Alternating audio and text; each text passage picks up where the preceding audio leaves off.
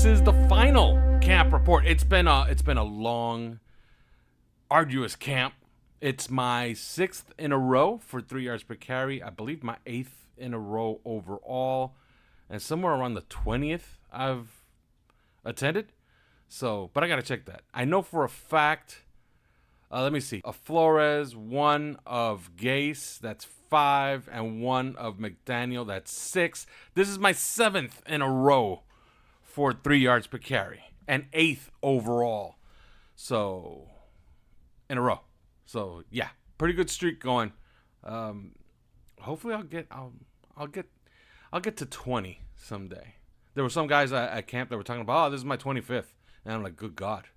So you saw all of that shit. You saw Philbin, you saw Sperano.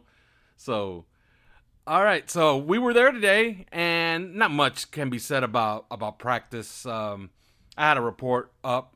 Not much can be said about practice. Oddly enough, some guys that were practicing were on the cut list. So it means that those guys practiced, and then at 4 o'clock, hey, man, you got cut, buddy. There wasn't that many people in attendance. There were some people that were pulled from practice.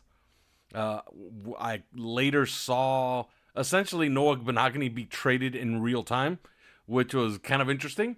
It's kind of I wouldn't say it's a cool process, but it's an ominous process when, it's essentially a guy is no longer a Miami Dolphin, and you kind of see it transpire in front of you at practice. So yeah, that was, I wouldn't call it cool, but the Noah Benogany era is over. He's traded for Kelvin Joseph. Who is Kelvin Joseph? Former cornerback of the Dallas Cowboys, got drafted in the 2nd round, played at LSU, played at Kentucky.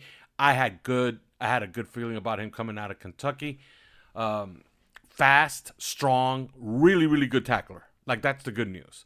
The bad news is could never crack the rotation in Dallas, couldn't get enough snaps.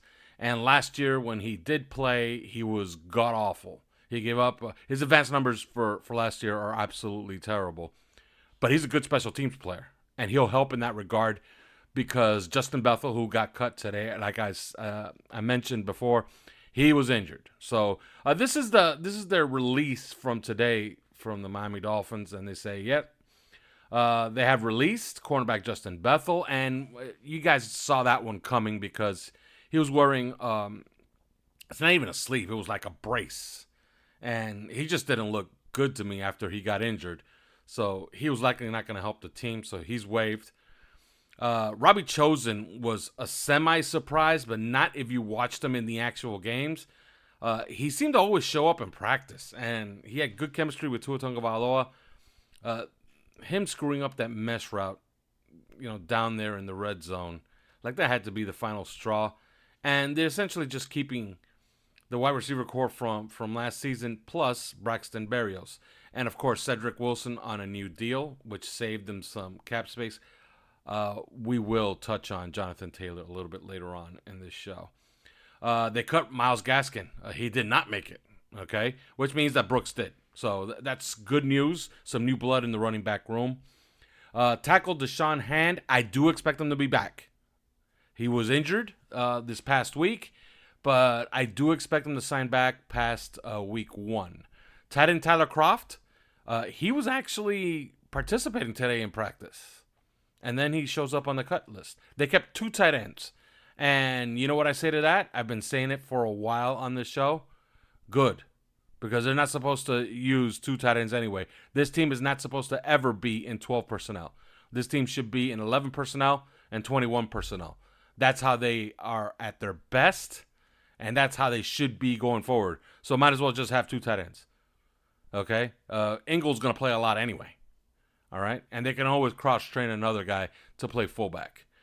Perry Nickerson, oddly enough, he was practicing today. And essentially he gets cut at 4 o'clock. So it's one of those like, hey, we needed the body to practice, and now you're gone. Cedric Ogbuye, he was never good. He was never good from day one. That was really, really predictable. Jamal Perry, he was brought on late because they had some injuries. They kind of mopped up on the safeties, and they settled on their 5, and Jamal Perry was not one of them. I do not expect him to be back. Linebacker Malik Reed, unconfirmed reports that they might bring him back past week 1. He was a guy that was really taxing your edge players all throughout camp. He was always finding one reason or another to sit out reps. And you know my philosophy on that. That taxes your depth and taxes your starters. And if we don't know what's wrong with you and you keep sitting out reps, then you're not that much useful to us, are you? And he had a bad camp. And he had a bad camp for precisely that reason. He was always finding one reason or another to miss reps. So, I'm fine with it. They have enough on the outside. They waived cornerback Ethan Bonner. Nobody could have seen that one coming. Tight end Tanner Connor. Now, this is an interesting one because the guy just showed up for the last practice of the of the season, of the preseason. He runs 3 routes and he's like, "Oh yeah, I'm on the team." And sure enough, he's cut today. That was odd, right? So they talked him into like suiting up and then they cut him. Linebacker Cameron Good never really grabbed a hold of a roster spot. That was to be expected. Braylon Sanders, it is expected they're going to try to bring him back. They've always liked him. His injury seems to be much more serious than expected. Bryce Thompson was a really, really good player for them, I thought, in the preseason and in camp. I think he's a useful NFL player. I wouldn't surprise me if they bring him back at some point. I like him as a player. Trill Williams, man, that injury just did so much damage to his career. Hopefully he lands on his feet. Who knows? Maybe they do bring him back. Alama Uluave, he's just not a good center. He's not an NFL center, and I don't expect him to be back. Ryan Hayes and Elijah Higgins were both cut. Now, here's the thing. Ryan Hayes did not have any bad moments in camp. He is a legitimate, I believe, NFL left tackle in time. I don't think he's ready to play 17 games this season, but I think that he might be a nice player to have on the roster next year and compete for the swing tackle spot, especially next year when you're probably going to want to have a team that's going to have some cheaper labor behind your highly paid stars. I'm hoping that he clears waivers, and I am told Ryan Hayes and Elijah Higgins, if they clear waivers, will be brought back onto the practice squad, and I'm glad they will be. David Davis, it was an injury settlement. We know what happened to him. It's a good thing that he's healthy. Maybe he lands on his feet somewhere else.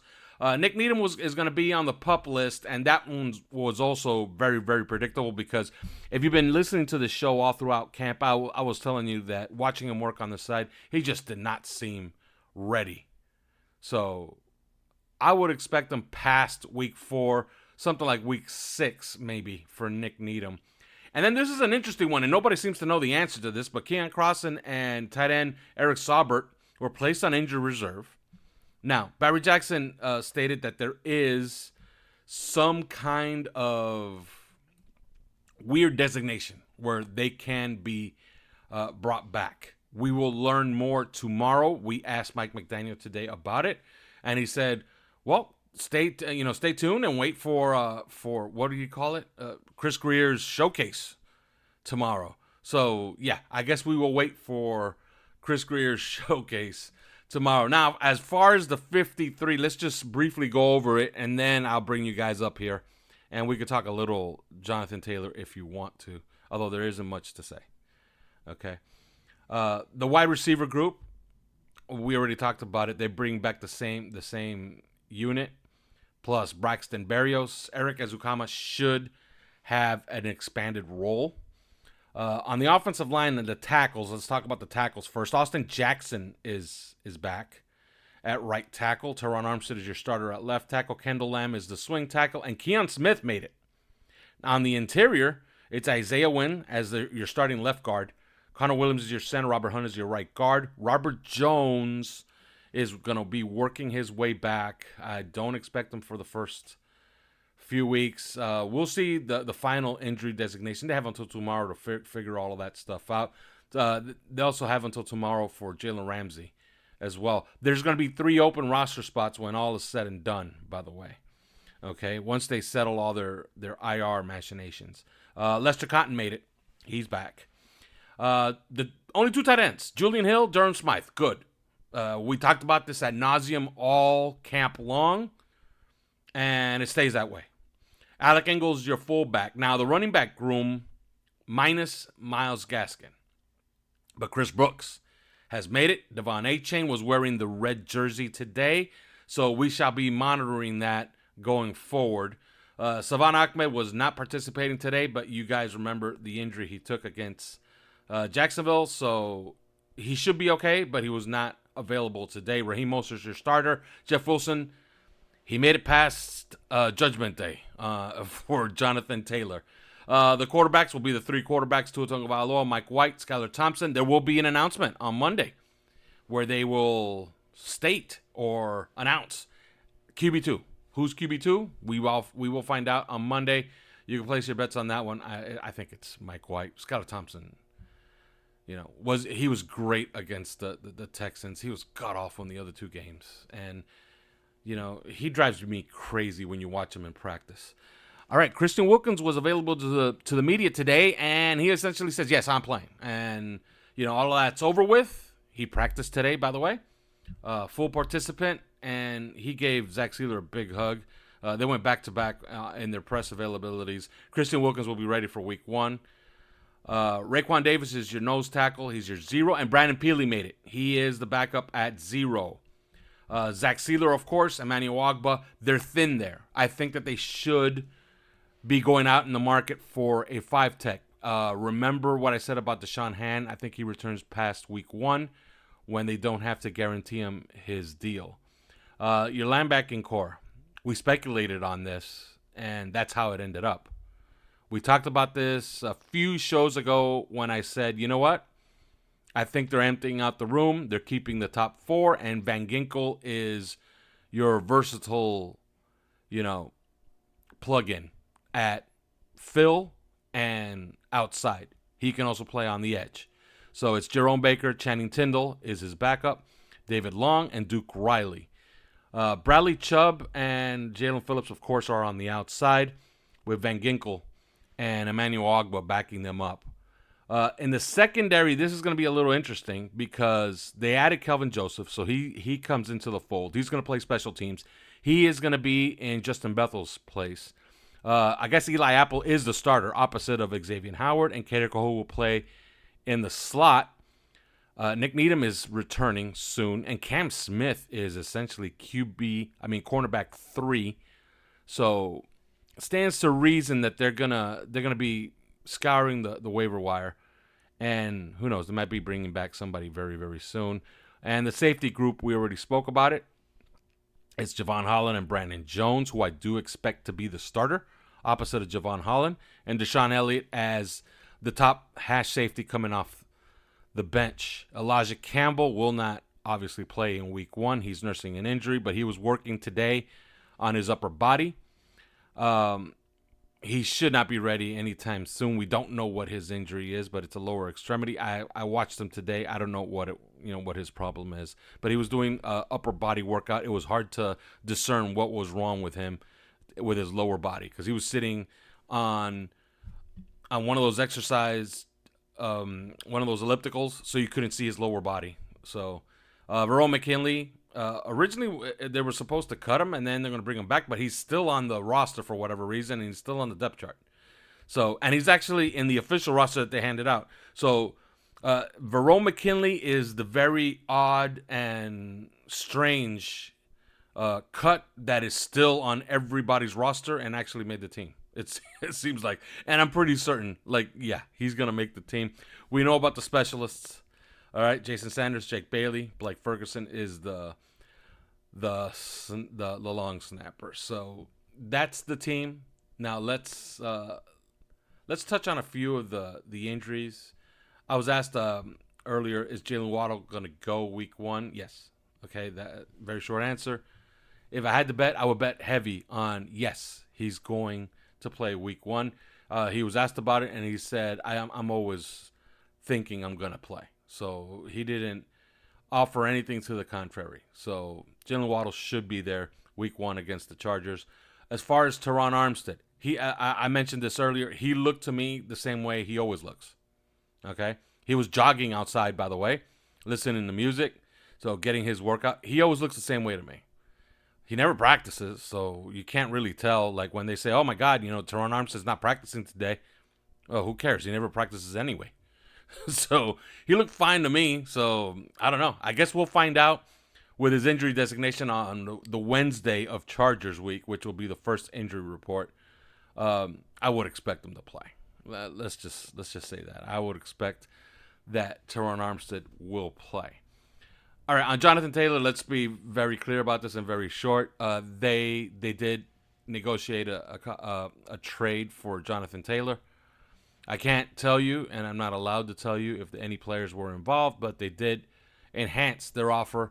In the final hour, the Colts decided it was not good enough, and not only was it not good enough, but Barry Jackson reports that the Colts stood firm to their request of a first-round pick and no second-round equivalent that Miami could come up with, or even a second-rounder evidently was good enough. And ultimately, they placed Jonathan Taylor on the physically unable to perform list, the PUP list.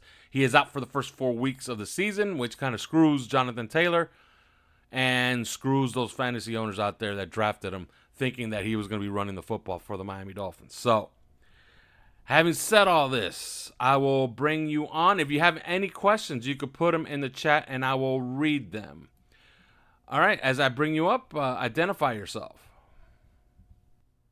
Hey, Alf, I just had a question. I wanted some clarification on the Keon Crossan thing with him on the IR. Are we still on the books for his contract? Like, how does that play out? I had heard we could potentially reach like a settlement. I was just if you had any more information on that. Thanks. Yeah, there's a way that you could bring him back on an injury settlement, but I don't think that that's what they're doing with him. There's some kind of weird designation that we're supposed to learn about tomorrow that's actually going to bring him back. He actually practiced today. So, like, I don't know what kind of injury he actually has, So, it's odd. Nobody seemed to know because everybody just started staring at each other in the press room, thinking, is he out for the year? Is Eric Saubert out for the year? Which I think he is. So we were completely confused. We dug into it a little bit, and evidently there's some kind of designation that is often not used that you can use on a player, and you can bring them back past week 3. Now, we shall learn more tomorrow because, as Mike McDaniel said, Chris Greer and his, what did he call it? His showcase tomorrow will dazzle us with his new roster for the 2023 Miami Dolphins and whatever cap machinations or injured reserve machinations he's actually managed to pull off. So we shall learn more about that tomorrow as Chris Greer is having an availability. All right, any more questions? You could just put them in the chat, or you could raise your hand and I could bring you on. All right, here's the first question. Yo-Yo Ma in 3D asks, and by the way, all of this is being conducted on OnlyFans. This is $3 a month. You could find a way of how to join OnlyFans on the pinned tweet on the 3 Yards Per Carry Twitter account. It's a Discord. We do these shows on here, and we also have a chat with over 2,000 members. We also have a vetted room. Okay, and once you get here, you'll learn about that a little bit. But here's the first question. Yo-Yo Ma in 3D asks, how much of the 2000, he writes 2033 cap space now. If I know that, that'd be awesome, right? But how much of the 2023 cap space can Dolphins carry over? All of it. That's usually how the way it works. Like whatever. Now, they might need some, and you always need some, okay? And if you judge, and I think they're going to go out into I look at this roster, and I'm like, this is not the roster that's going to go play the Chargers. This roster is not going to be the one that's going to be on a plane headed out to LA, okay? They're short a 5-tech, in my opinion. They're short. In fact, let me just look at it. They're short a cornerback for the back end and for as far as the special teams player, and they're probably short 1 linebacker for special teams. So they're short 3 players. So absolutely. I think they're going to add 3 players to this roster, and it could be some of the guys that were actually cut. So, yeah, they're going to roll over what they can, but they're going to need some of that money to sign some of these guys that they're going to need. And of course, you never know. Stephen Holder, who you've all been following all day today, he managed to remind everybody, hey, this is not really the trade deadline. The trade deadline is Halloween, October 31st. Okay? So that's when the drop dead date is on Jonathan Taylor. So he could still be traded. So, we have a couple more months of this stuff. Okay? So, this Dame Lillard and now Jonathan Taylor hostage crisis is, it's taking on a life of its own at this point. Okay? Let's hope that our guys that we have already can do the job and they don't need a Jonathan Taylor. But something tells me that they might revisit this once again. But evidently the Colts were not impressed with whatever we offered. All right, let me see. Any other questions are in the chat? Are there any more questions in the chat? All right, as I bring you up, identify yourself. This is Capstern at Capstern Dave. Hey, Alf. I missed the very beginning of this, so I wanted to ask you, McDaniel's comment was, were you watching OTAs? Does that mean Liam is the backup center? Yes. Okay. That was actually made perfectly clear from Mike McDaniel. He came out, he goes, some of you guys say that OTAs don't matter. Like, he was really funny about it. And he was like, some of you guys say OTAs don't matter, huh? Well, guess that we had a center for OTAs. Remember that Connor Williams was not participating? So, yeah, he made it very clear, like, hey, we had a center for OTAs. There was a guy snapping the ball, and I guess he'll snap the ball from now on, too. So, yeah, he's the backup center. The emergency center, I was told, is Robert Jones. And, of course, he'll be on the roster, but he is rehabbing. So, he's not ready to play anytime soon. So, there's your third center. So, they have three guys that could snap the football. Did the Noah trade surprise you? No. I actually learned about it a little earlier, a little bit before it was actually on Twitter. I just couldn't say anything about it. And some of us kind of smelled it, and then I actually got early confirmation. But okay. Yeah, it didn't surprise us once we showed up at the building. Okay? Let's just leave it at that. Okay. And the last one for me, with everything we did today trying to get Taylor, I'm assuming Greer's, anything he did wasn't going to be something that was going to suck if we didn't pull the trade off for us. Is there anything at all that we did that you're concerned about for the future going forward? And thanks. Yeah, they did not actually develop anything on the defensive line. They tried.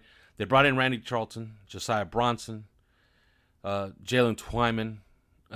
All of those players were somehow flawed in one way or the other. None of them made it. None of them. They signed Deshaun Hand. He got injured. Now, I think he's coming back. But you would have liked to see them find a guy.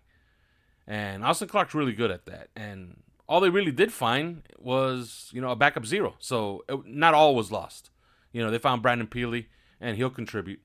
But other than that, I would have liked to see them find another 5-tech, and as far as I'm concerned, they are short a guy. Like, you can't go into the season with just this.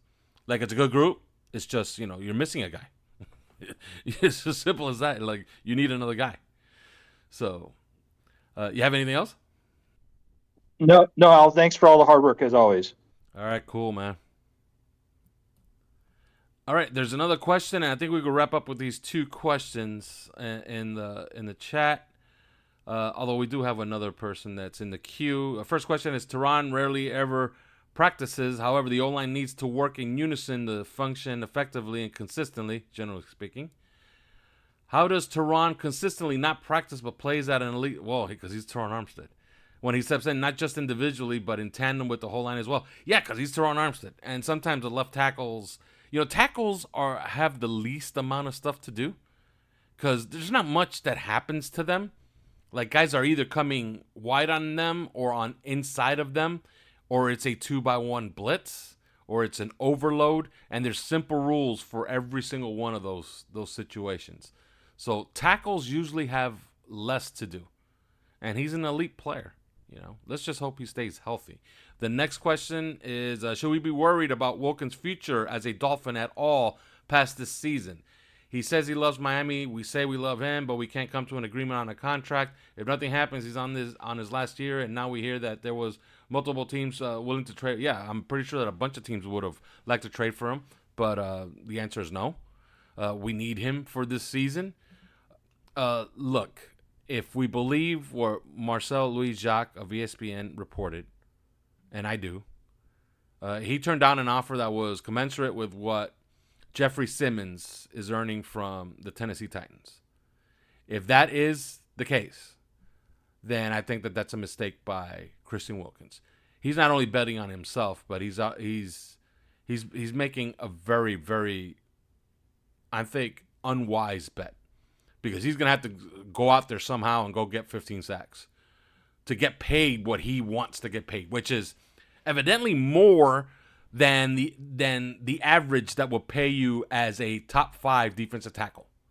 So, yeah, I'm going to go ahead and say that that's a mistake, and he's setting himself up to be franchise tagged a year from now, and then possibly franchise tagged once again the following year. And then essentially you're just signing him to a 3-year, $59 million contract. And guess what? The Dolphins get their way, and then, okay, great. Now you're a free agent, but you're also 31 years old. So I think it's a mistake. Hopefully they come to an agreement during the season. I don't know if they're negotiating again. I do know that the Dolphins don't feel like they should revisit anything that they've made their best offer, and I tend to agree with that. All right, well, this is going to be the last person I bring up. Identify yourself as I bring you up. Greetings, everybody. This is Louis D. Sung of the Pulse of Fins Nation. You can find me on Twitter at Louis D. Sung, part of the 5 Reasons Sports Network, along with your good friend Alf here. So how are you, Alf? Great. All right. So my main question at this point, and it's something that I would like to just kind of get your opinion on, and maybe we'll talk about it a little bit more later down the line. But now that we've done all this roster shuffling, who exactly are you eyeballing the most from the waiver wires that we could possibly use to supplement our roster? Because I know that we're not going to use too many tight ends, but I feel like we should have at least one more should something happen to Durham Smythe and them. So what's your thoughts? Yeah, I would say I'm gonna look at a lot of the tight ends that got cut, but I don't necessarily like much of what's out there. I gotta really scour the list again and look for any cornerbacks that are available. But Bradley Roby came clean. Yeah, I saw that, and he played for Fangio before. He makes so much sense, So that's a guy to absolutely watch. But other than that, I'm gonna look for our own guys to be brought back, and I'm gonna look for the guys that actually do pass through waivers. Mainly those 2 guys, Elijah Higgins and Ryan Hayes. Ryan Hayes, more importantly, to be brought back onto the practice squad. But other than that, I'm not really too impressed with what's out there, although I haven't completely looked at it. But they got 3 roster spots, and they should be filling those shortly in the next 2 days for sure. All right, sounds good. So, all will right. I see you later for Pulse? All right, cool. And I'll be on there. So all right. all of you guys could pile into the chat for that one. All right, thank you, Louis. All right, thank you, Alf. All right, I'll take one more. There's one more in the queue. I will bring you up. All right, and this will be the last one. Hey, Al. Hey. Name is Doug Daniels on Twitter. I don't know if it was hit on before because I kind of just joined late. With Keon Cross and Sauber being put on the IR, is that considered a release? Because more worried about Crossing because, that's $3 million in salary cap we could get back. Yeah, I spoke about this a little earlier. That's completely unclear. It's going to be made crystal clear tomorrow when Chris Greer does his availability. Barry Jackson reported that there's a seldom used designation that will bring them back, but we don't know. And we asked Mike McDaniel, and he essentially just looked at us and said, well, I don't know. Ask Chris Greer. So if he doesn't know and he coaches the team, I don't think we know either, right? So we shall see. We do know what the normal IR designation means at this point for those guys. It's either an injury settlement or they're gone for the year. That's what we kind of know, right? But so far, we just don't know. But we will learn more Yeah, it about felt like it at tomorrow. the end there we were kind of counting pennies with Cedric and stuff like that. And I mean, Crossan, that's $3 million we could carry over if we're not going to be using them. Yeah, I know. It is interesting that with what they did today, they cleared $4.34 million, and Jonathan Taylor's cap charge is $4.32 million. So they fit him nicely into the cap for this season, and then all of a sudden, of course, nothing happened. You know, but that's worth monitoring going forward. You got anything else? Nope, I guess not. All right, I guess we could call it right here. It's been a pleasure serving you again for another camp. This is the final camp report. There will be another show, okay? And that other show will have me. It will have Jake and Michelle, who will be covering the Miami Dolphins this regular season for 5RSN. So look for that show beginning next week. But till then. Thanks for listening to 3 Yards Per Carry. You can subscribe via iTunes, on Podbean, or your usual podcast provider.